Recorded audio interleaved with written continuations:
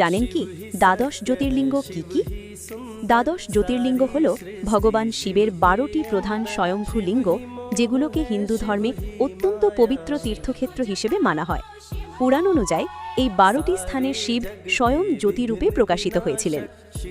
দ্বাদশ জ্যোতির্লিঙ্গ হল: 1টি সোমনাথ জ্যোতির্লিঙ্গ, প্রভাস ক্ষেত্র, গুজরাট।